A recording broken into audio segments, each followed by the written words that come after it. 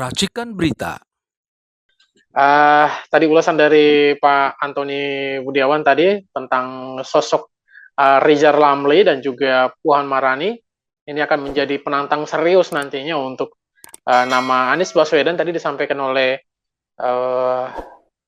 Pak Antoni, kalau atau sampai saja tidak ada sosok yang berimbang yang akan dihadapkan dengan Anies Baswedan, kayaknya Anies Baswedan akan dengan sangat mudah memenangkan Pilpres 2024 nanti bersama dengan partai-partai yang sudah mengusungnya saat ini ya. Sejauh ini bersama dengan disebut-sebut bersama dengan tentu sudah dengan Nasdem dan disebut-sebut nanti akan dengan Partai Demokrat dan juga Partai PKS.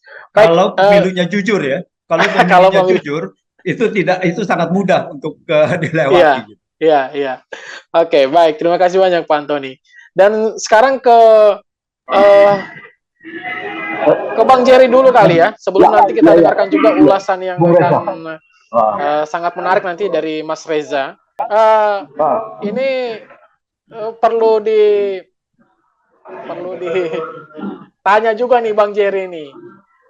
Angin apa begitu ya P3S mencoba menyandingkan nama Rizal Ramli dan juga Puan Maharani ini, dan sosok Rizal Ramli sendiri untuk menjadi presiden berikutnya untuk Indonesia. Bagaimana menurut Bang Jerry? Silakan. Baik, terima kasih buat teman-teman semuanya, buat juga tadi Bang Antoni ya udah menantang saya. Nah, sebetulnya gini, itu pertanyaan yang sangat lugas, sangat tajam. Karena saya lihat kan paling nama-nama yang muncul di survei itu aja. Jarang kan nama Rizal Ramli. Puan Maharani pun sebetulnya kalau mau head to head sama Ganjar belum tentu juga Ganjar menang kan. Nah kan ada istilah saya itu kan survei pesanan sama survei RT. Nah, orang yang kebanyakan politik itu kan Bung Muslim kan penuh kejutan kan, apalagi dia pakaian dari UI ya, Bung Reza. Nah, kejutan itu bisa terjadi gitu loh. Nah, di balik sebuah sebuah kehampaan politik tanah air, nah kan, inflasi pangan 11,4%, terus utang 7.700 sampai udah mau tembus 8.000 triliun. Nah, terus pangan juga kita impor 200 sampai 500 ribu ton. Itu kalau nggak di stop ya 1 juta ton. Nah, terus terjadi krisis hukum juga ya, korupsi terbesar di era ini. Nah, dan sekarang ini ada figur yang saya coba lihat itu sebetulnya yang berpotensi untuk bisa membuat Indonesia itu sejahtera.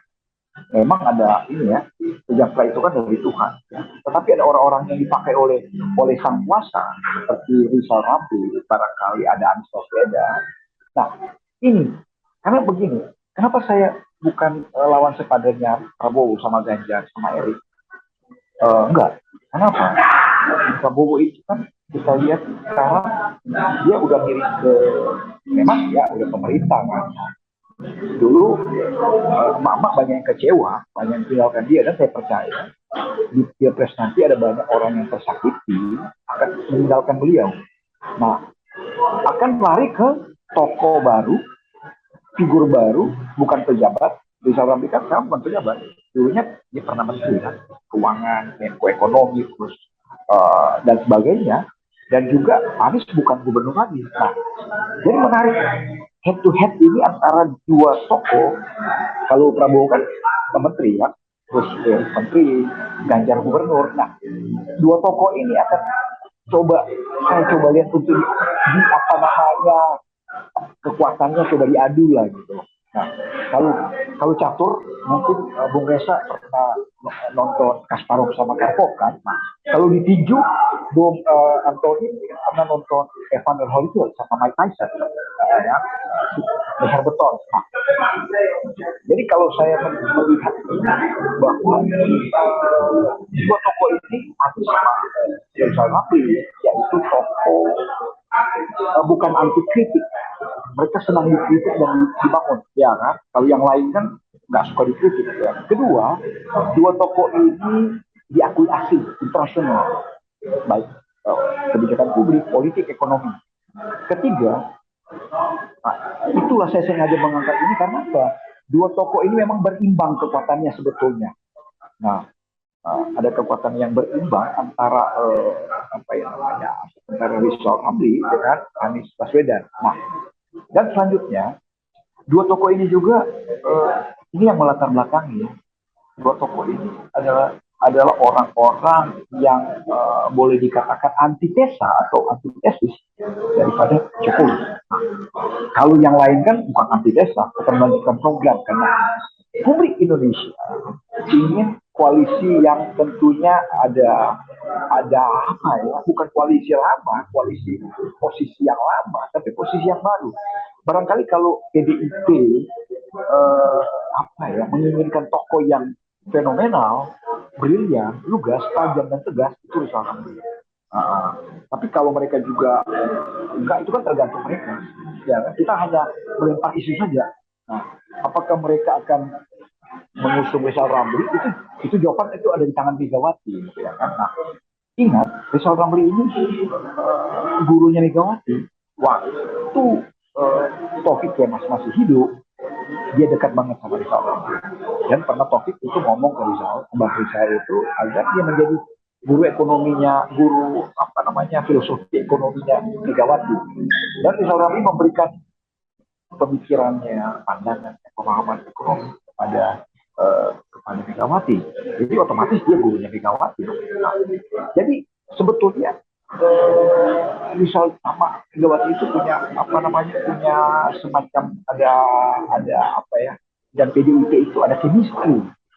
Nah, tapi kan publik sekarang lagi berharap ya depan ini ada pemimpin yang handal dan ingat untuk memperbaiki bangsa ini. Kalau masih pola lama, strategi lama, pemimpin yang diangkat yang dijagokan oleh yang terdahulu itu akan sulit. Nah, jadi untuk 2024 ini ada tokoh-tokoh yang yang muncul. Saya sebetulnya mau tantang lembaga-lembaga survei itu, coba dimasukkanlah nama Rizal Ramli. Kemarin di Hello, Bung Ricardo, nama Rizal Ramli itu masuk salah satu ekonom polling di Hello, dia nomor 1 di bawah Sri Mulyani, Faisal Basri, sama siapa itu Menteri Keuangan yang dulu. Nah, jadi sekali lagi dia punya dia kebagikan berlian sebetulnya. Kalau Puan Maharani bagaikan permata, ya, antara berlian dan permata. Kalau Anies Baswedan itu emas, ya kan.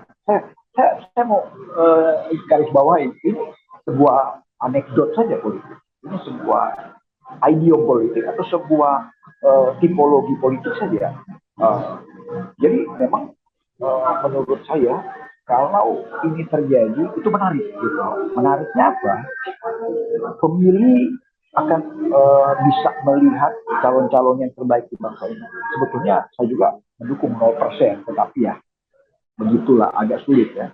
Kalau parpol-parpol itu tidak merestui, itu agak berat juga. Nah, oke lah, kita tetap ke 20% lah. Nah, bagi saya pun PDIP pun dia running sendiri, ya kan? Dia running bersama calon mereka sendiri itu boleh kan? Sudah melebihi hidup mereka kan 21-22% atau 128 kursi di DPR. Jadi mereka itu bisa memilih calon presiden. Jadi sekali lagi buat saya itu, jika itu terjadi maka ada 4 pasang. Contohnya ada Ridwan Aryangga ya, KIB. Terus Prabowo Ganjar atau Prabowo Cak Imin itu koalisinya Gerindra kan, dan koalisi juga Anies Nasdem ya kan, koalisi pembaharuan ya kan. Nah, jadi sekali lagi kalau misalnya diusung oleh PDIP maka akan ada 4 pasangan. Tapi kalau dia nggak diusung oleh PDIP bisa jadi ya tidak pasangan. Jadi saya lagi menantikan sesuatu yang bagi mungkin kita kemustahilan, tapi itu sebuah hal yang mustahil. ya kan, mission impossible, nothing is possible, ya kan. Jadi sekali lagi kemustahilan itu bisa dikalahkan oleh ego itu, ego masing-masing, ya kan. Jadi Ya. ketika gini, Ricardo, sedikit lagi, ketika parpol membuka diri, cobalah kita belajar seperti Amerika. Mereka Barack Obama saja itu dia bukan orang kaya loh, Bung Ricardo, dia hanya pengacara civil society di Chicago, Illinois, tapi bisa jadi presiden. Terus seorang yang miskin juga, Andrew Jackson, presiden ke-8 Amerika, nggak dari latar belakang orang kaya, tapi dia jadi presiden. Belum lagi Abraham Lincoln, salah satu pendiri Partai Republik. Dulu kan Partai Republik lahir di presiden ke-16 kan. Itu dulunya itu Partai Whig, sebelum berubah menjadi Partai Republik. Itu seorang yang gagal melulu gitu. Nah, dan kalau kita mau ingin Indonesia berhasil maju, bisa bersaing dengan negara luar, otomatis itu ada dua nama, ya kan, yang seimbang. Rizal lawan Anies gitu. Tapi kalau Anies lawan Prabowo, saya mau mengatakan itu ada keseimbangan gitu. Kenapa?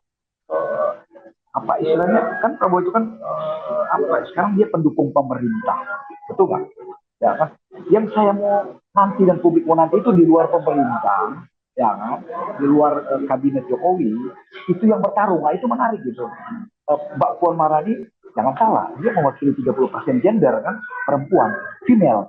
Dan kedua, partainya solid dan hebat. Jadi otomatis akan menarik. Dan saya yakin itu ada semacam sinyalemen inilah kemenangan, ya kan, antara Anies dan Rizal Ramli. Nah, itu menarik di nanti itu jika mereka itu dipasangkan. Terima kasih Bung Ricardo. Oke, baik. Terima kasih banyak Bang Jerry. Chemistry-nya tampak, kemudian kalau mau belajar juga dari orang-orang besar, tadi disebutkan oleh Bang Jerry di Amerika sana, kenapa tidak dengan nama Rizal Ramli begitu ya. Kemudian juga mengenai kemampuannya, seorang Rizal Ramli tidak diragukan lagi menurut Bang Jerry. Ya. Dan satu lagi, saya mau kasih tahu teman-teman, Ronald Reagan, dia itu mustahil sebetulnya. Ya, dia seorang bintang film Hollywood. Nah, dia bukan dari California, dia jadi governor California seperti Arnold Schwarzenegger kan, mantan pemain film. Bayangin, seorang mantan pemain film itu bisa jadi presiden. Nah, apalagi ini boleh dikatakan seorang ekonom yang membuat ekonomi masyhur dari 3 minus jadi 4%. Yang terakhir saya mau katakan, hanya 3 nama yang membuat ekonomi Indonesia itu dari tenggelam menjadi bangkit, yaitu Widjojo Sastro, Ali Wardana, Mari Muhammad tahun 97-98 naik 7-8-9%, dan juga Rizal Ramli yang membuat pertumbuhan ekonomi naik 7%. Bayangin, itu dia. Ya, baik. Itu tadi, jadi mungkin mudah-mudahan sudah menjawab ya. Tadi Pak Antoni sempat bertanya juga gitu ya. Ini seorang Jerry masih harus mempertanggungjawabkan ini. Jadi sudah terjawab nih yang dijelaskan oleh Bang Jerry tadi. Baik, sekarang kita ke Mas Reza. Mas Reza, saya lihat sudah monitor. Baik, Mas Reza, nama Rizal Ramli kemudian nanti akan dipasangkan dengan Puan Maharani sebagai penantang terkuat untuk menghadapi Anies Baswedan, dan kemungkinan besar akan bersama dengan AHY ya. Karena kalau kita lihat di banyak-banyak tempat ini spanduk-spanduknya sudah mulai dengan berani menyandingkan AHY dengan Anies Baswedan.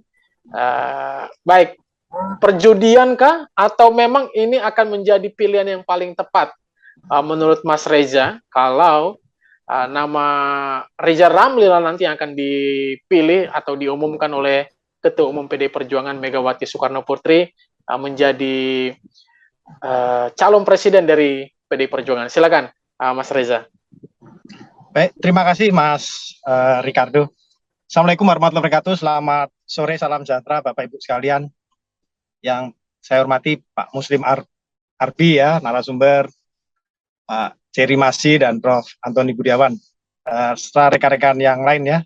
Saya mohon maaf agak terlambat karena kebetulan juga baru selesai mengajar dan sekarang masih dalam perjalanan, Mas Ricardo ya. Jadi saya kira begini,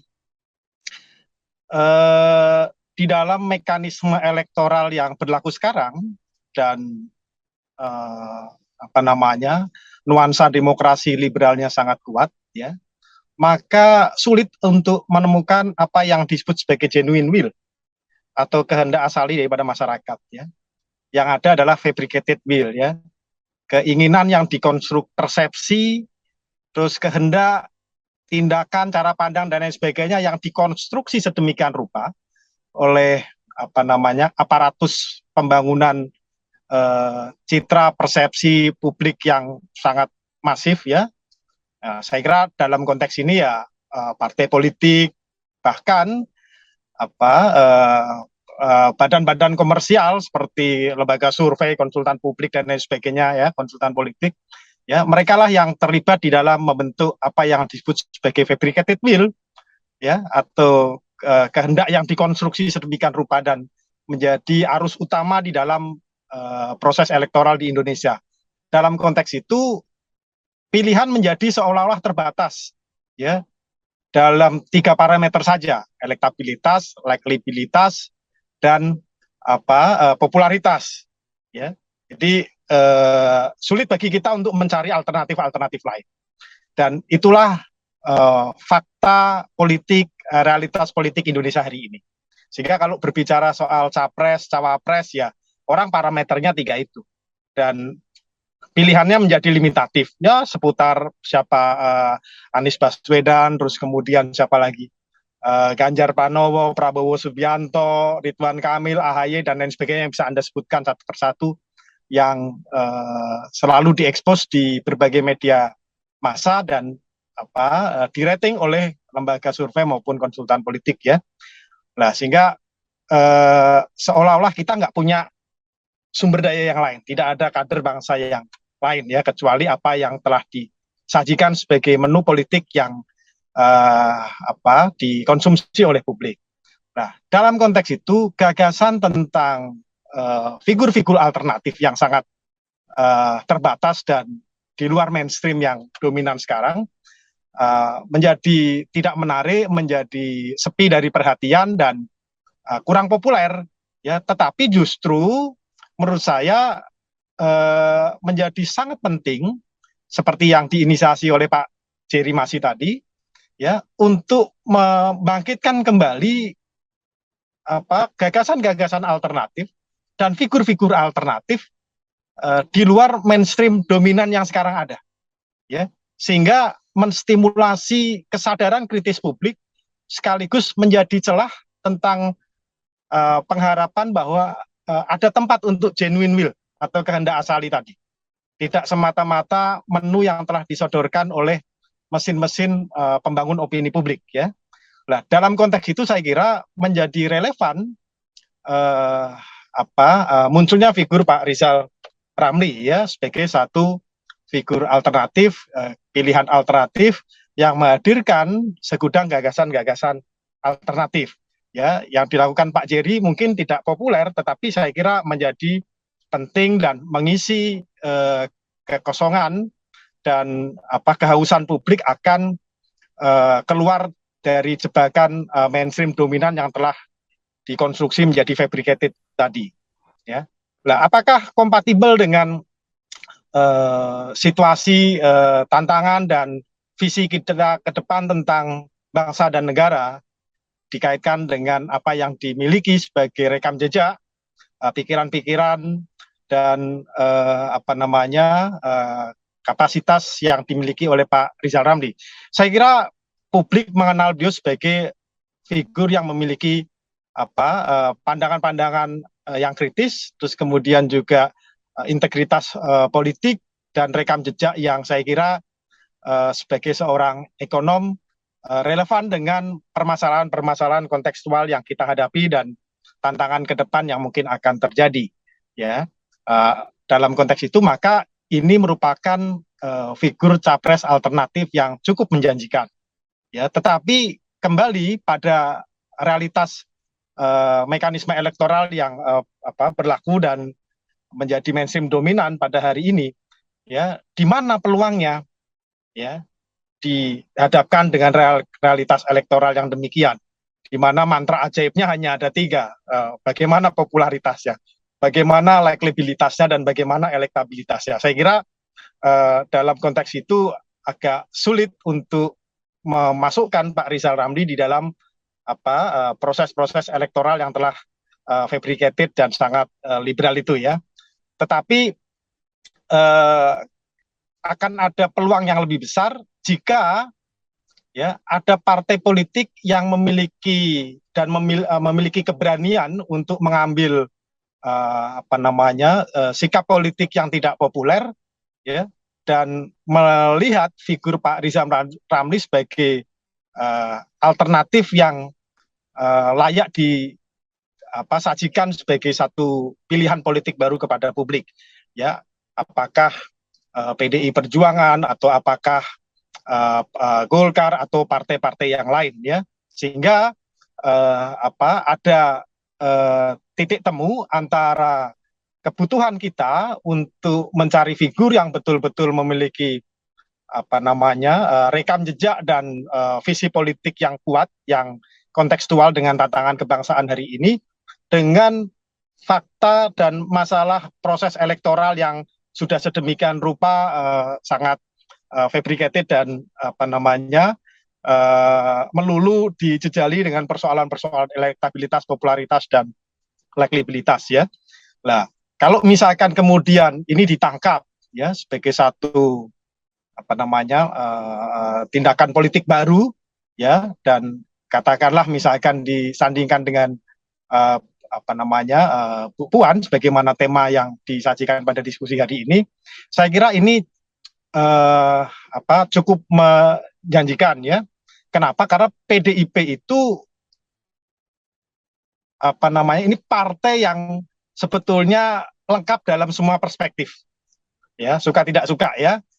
Dia punya 2 kartu truf. Yang pertama golden ticket ya, yang kedua golden boy ya. Golden ticketnya apa? Golden ticketnya hanya satu-satunya partai yang bisa mengatasi hambatan mekanisme elektoral untuk mencalonkan secara mandiri capres dan cawapresnya ya.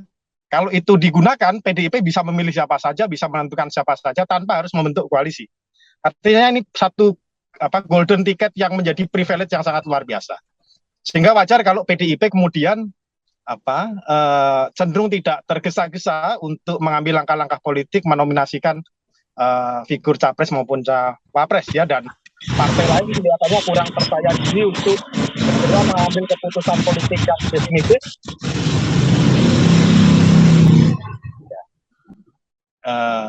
Segera mengambil keputusan politik yang definitif untuk membangun koalisi sekaligus menentukan capres cawapresnya. Misalkan koalisi yang dibangun oleh Nasdem ya mungkin sudah mempromosikan mendeklarasikan Pak Anies sebagai capresnya, tetapi sampai hari ini cawapresnya juga belum diputuskan, dan berbagai macam kemungkinan politik masih terjadi ya.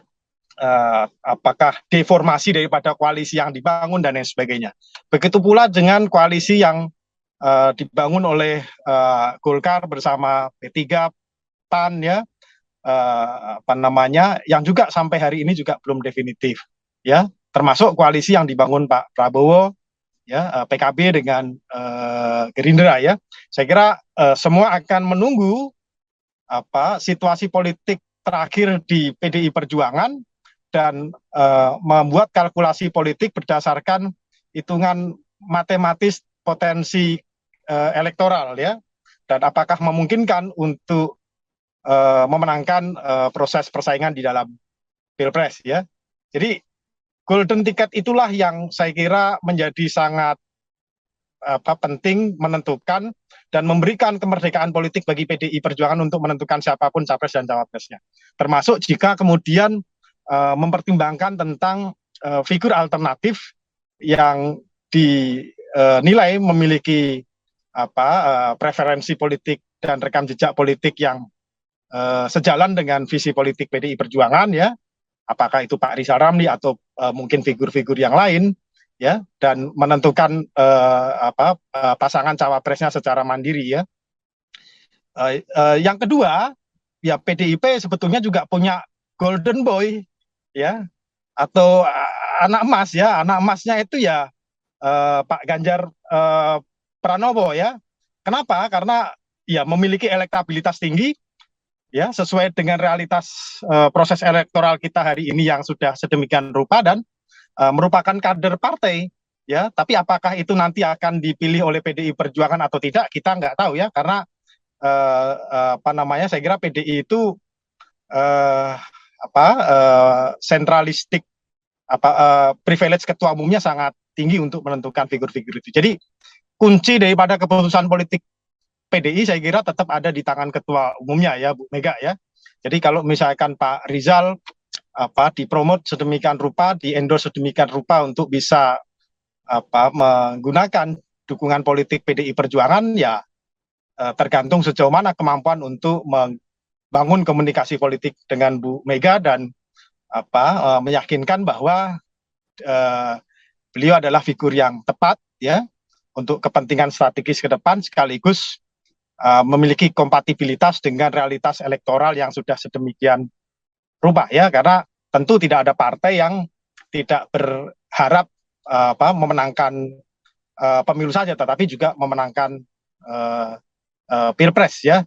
Jadi saya kira itu hal yang akan dihadapi oleh Pak Rizal Ramli dan semestinya ini harus sudah secara intensif dan serius kalau memang memiliki visi untuk mengambil momentum pilpres ini untuk membangun komunikasi politik ya dengan PDI Perjuangan atau mungkin juga dengan partai-partai yang lain ya. Meski PDI Perjuangan punya privilege dengan dua kartu trufnya tadi, kita lihat realitas mainstream politik Indonesia hari ini ya tidak bisa sendirian ya. Jadi suka tidak suka selalu akan dikombinasikan antara mainstream politik kebangsaan dengan mainstream politik agama atau sebaliknya mainstream politik agama dengan mainstream politik kebangsaan. Itu adalah realitas politik Indonesia hari ini dan hampir semua itu terlihat di dalam konfigurasi capres-cawapres yang berlaga dari pemilu ke pemilu pasca reformasi ya. Jadi kalau misalkan katakanlah kemudian Pak Rizal Ramli dilirik dengan berbagai macam pertimbangan dan PDI Perjuangan kemudian mendukung beliau misalkan dan menominasikan cawapresnya dari internal partai tidak bisa hanya sekedar maju sendiri, harus merangkul partai-partai yang lain sehingga melengkapilah kombinasi antara mainstream politik kebangsaan dengan mainstream politik agama. Ya, tapi tantangannya tadi apakah figur Pak Rizal Ramli ini kompatibel dengan realitas elektoral hari ini yang sedemikian rupa di mana mantra ajaibnya adalah popularitas, elektabilitas dan elektabilitas. Kalau dalam dimensi kualitatif saya kira banyak hal yang bisa dipenuhi oleh Pak Rizal Ramli. Beliau memiliki rekam jejak yang luar biasa.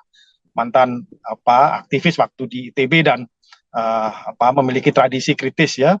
Terus juga memiliki pikiran-pikiran alternatif ya terutama soal ekonomi yang saya kira sangat kontekstual hari ini. Tantangan ekonomi kita cukup berat di dalam negeri maupun situasi ekonomi politik global ya.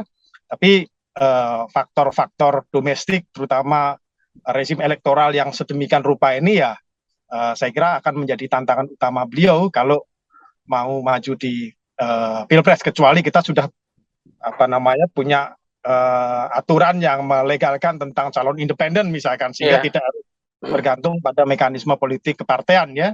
Terus kemudian juga PDIP misalkan juga legowo bahwa menominasikan capres di luar kadernya misalkan ya.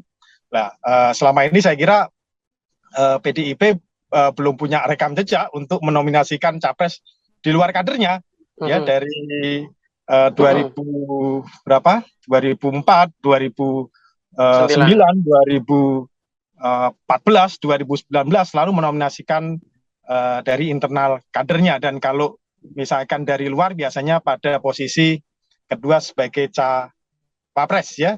Nah, ini saya kira ini mesti dilihat sebagai satu fakta politik ya yang harus bisa diantisipasi dan menjadi tantangan daripada Pak Rizal Ramli saya kira. Saya kira itu. Baik. Mas Ricardo, terima kasih. terima kasih banyak Mas Reza untuk ulasannya. Ya, sayang sekali memang masih ada kekosongan tadi ya. Andaikan sudah diumumkan dan sudah jelas nih siapa yang menjadi calon presiden dari PDI Perjuangan, mungkin kita sudah lebih maju lagi dalam mengulas ataupun membongkar peluangnya tadi ya, peluangnya dari calon presiden ini begitu. Pada prinsipnya begini Mas, pada prinsipnya kita itu kalau kita lihat sejarah ya, politik of the last minute ini. Ya, jadi sepanjang janur kuning belum belum dipasang, belum melengkung itu semua kemungkinan politik bisa terjadi. Termasuk formulasi capres, cawapres, koalisi dan lain sebagainya.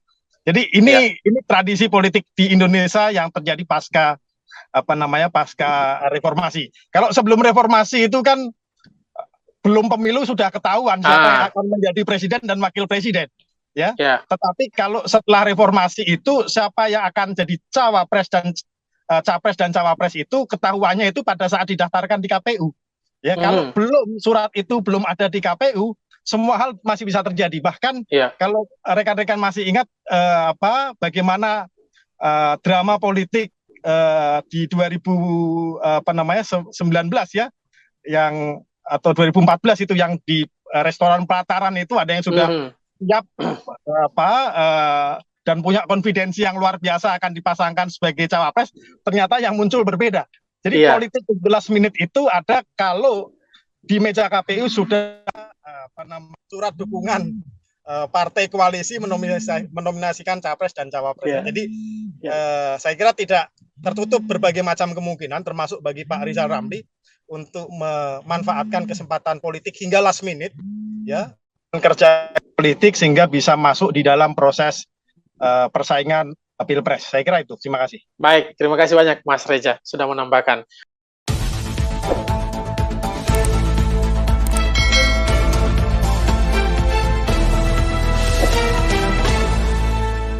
Racikan Berita